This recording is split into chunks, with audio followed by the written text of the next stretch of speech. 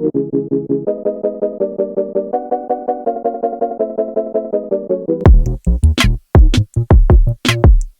on the subscribe icon to get the latest machine tool videos, and please hit the bell button to get the latest notification.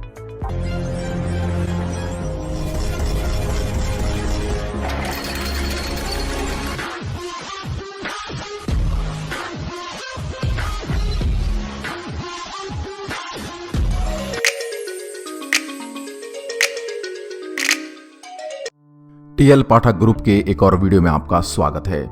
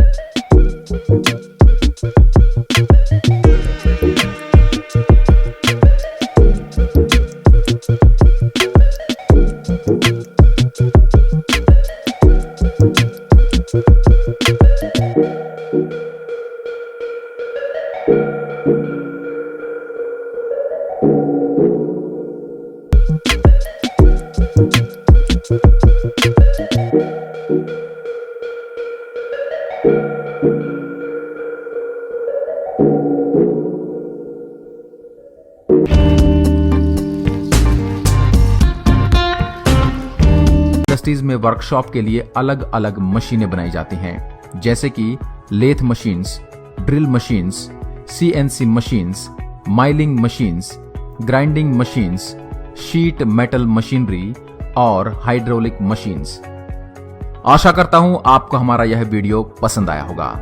हमारे वीडियो को लाइक कीजिए और शेयर कीजिए। आपसे एक बार फिर मुलाकात होगी एक और मशीन वीडियो के साथ। धन्यवाद।